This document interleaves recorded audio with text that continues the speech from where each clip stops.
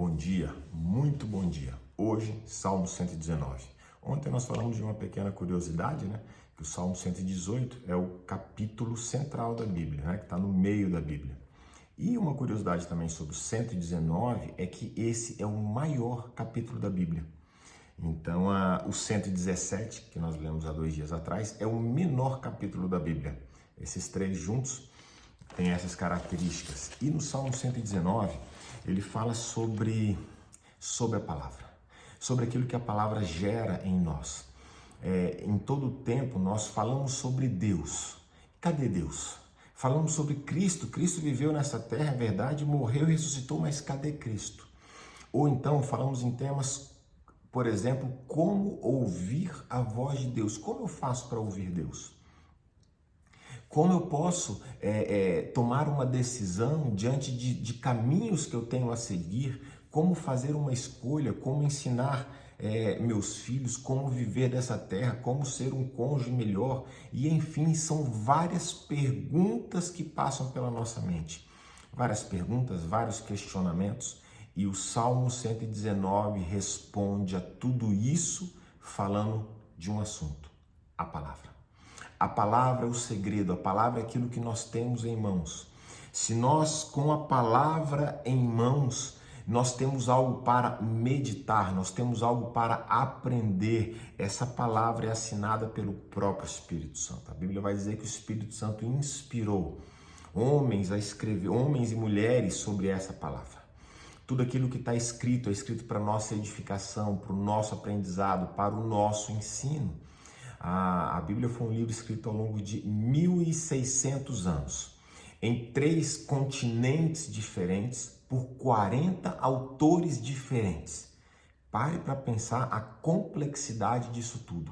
Um único livro, escrito por 40 pessoas, ao longo de 1.500, 1.600 anos, em países diferentes, em idiomas diferentes, e ainda assim, nós não achamos uma única contradição.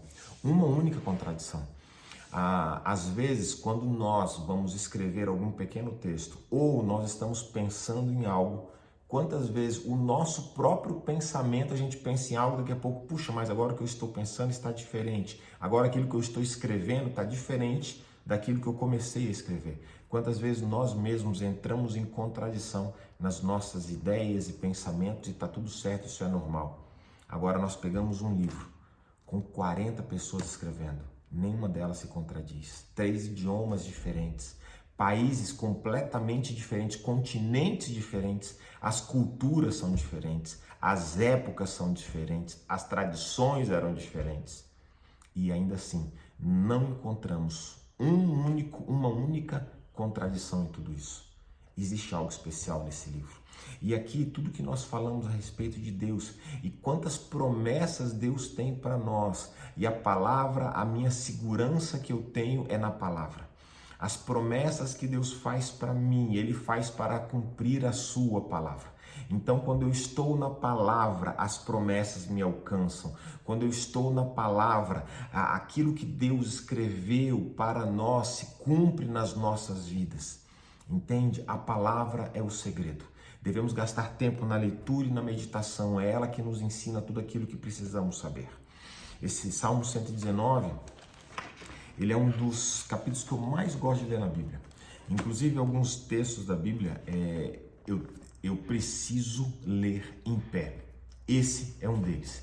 Parece que ele é tão empolgante que é até difícil nós lermos esse texto simplesmente sentados. Várias foram as vezes que eu, ao ler esse texto, até estou sentado e começo a ler. Eu preciso me levantar e ler andando e em voz alta. Porque você vai repetindo, você vai falando a palavra, vai falando alto na palavra. E eu vou te convidar a fazer a mesma coisa. Não aqui agora durante o vídeo, mas depois. Pegue o texto, leia caminhando ou leia em voz alta o 119. Leia para você em voz alta o 119. Faça isso. Aí depois você me conta como é que foi essa sensação. Ao longo desse salmo, ele tem vários versículos. São mais de 150 versículos. Deixa eu verificar aqui. São mais de 176 versículos. E aí, nesses versículos todos, 176, É óbvio que eu não vou ler aqui com vocês, senão o vídeo vai ficar longo. Eu quero que você grave que tudo isso está falando sobre a palavra.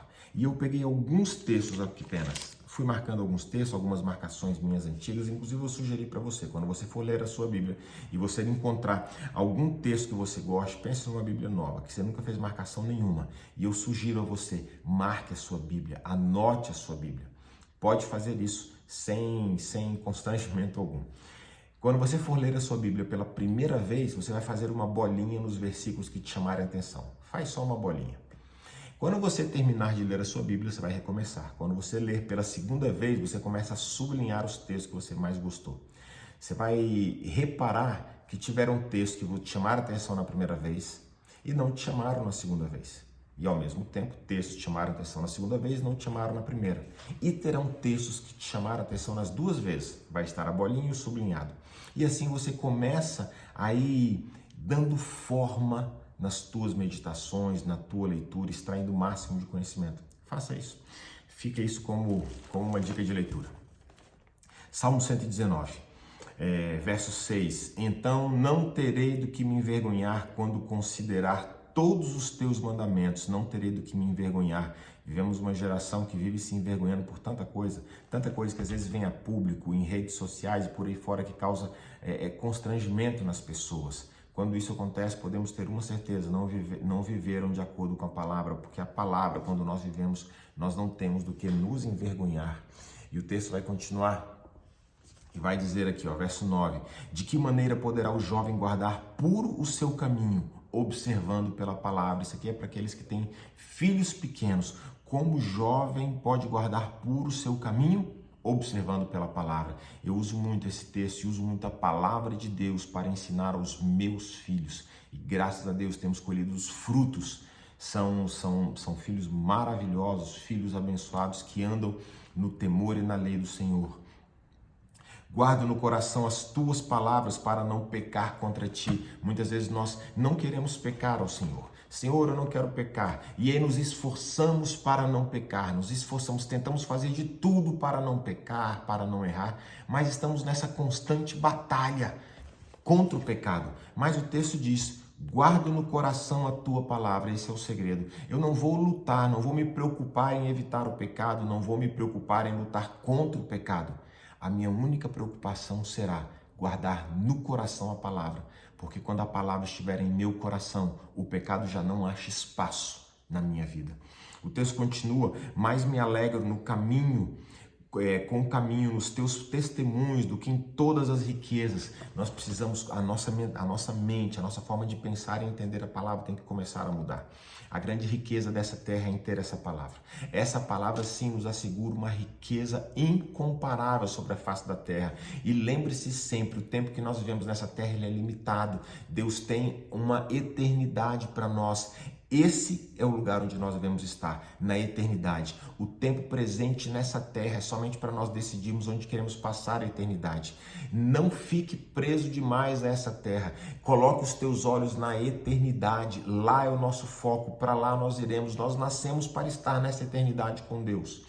O texto vai continuar e fala o seguinte, meditarei nos teus preceitos e as tuas veredas terei respeito, terei prazer nos teus decretos, não me esquecerei da tua palavra, que fala constantemente em ter prazer e alegria na palavra do Senhor. Busque ter alegria na palavra do Senhor.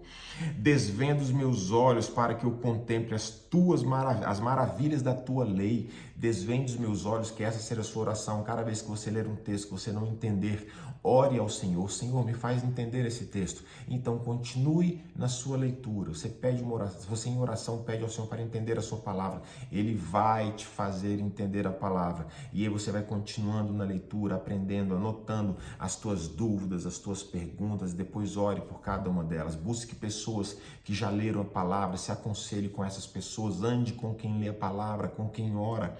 O texto continua, sou peregrino na terra, não escondas de mim os teus mandamentos, sou peregrino na terra. Eu vou terminar com esse texto. E olha que os salmos, nós nem começamos esse salmo ainda, ele é sensacional, leia este salmo. Mas olha o que o texto diz, sou peregrino na terra, não escondas de mim os teus mandamentos. Entenda uma coisa, a nossa caminhada de fé é como de um peregrino, caminhando pela terra. Imagina uma pessoa que está caminhando. A cada dia algo novo acontece, a cada dia uma nova expectativa, a cada dia ou uma nova conquista ou talvez uma nova dor, seja como for. A vida de um peregrino, ela é marcada por fases. Então existe uma fase, existe uma região que se anda, existe algo novo acontecendo. Assim é a nossa vida de fé, o nosso caminhar. Nós viveremos por fases nessa terra. Haverá o período que, ao longo da nossa caminhada, teremos experiências num sentido. O tempo passa e nós continuaremos a nossa caminhada de fé, então teremos experiências em outro sentido, em outras áreas da vida. E assim Deus vai tratando cada uma das áreas da nossa vida. A vida de fé é marcada por um caminhar constante. A nossa fé nunca vai nos deixar parado, nunca. Nós precisamos sempre estar olhando para trás e perceber o caminho que nós já percorremos. Então olhamos para frente e perceberemos que ainda temos um longo caminhar nessa terra. Que Deus te abençoe no dia de hoje. Que você tenha um dia de bênção, de alegria, de conhecimento na palavra do Senhor. Quando eu falo bênçãos, bênçãos não necessariamente bênçãos materiais, mas bênçãos de conhecimento, de reconhecimento da vida que está aqui nessa palavra para você. Aqui é o manual que o seu pai deixou escrito para você. Aqui é aquilo que Deus deixou para que você não se perca no caminhar ao longo dessa terra. Tendo a certeza de que quando a nossa jornada nessa terra terminar, existe uma eternidade que nos espera. Que possamos todos nós estar lá, naquele grande dia, por toda a eternidade, junto ao nosso Deus. E que Deus te abençoe, hoje e sempre.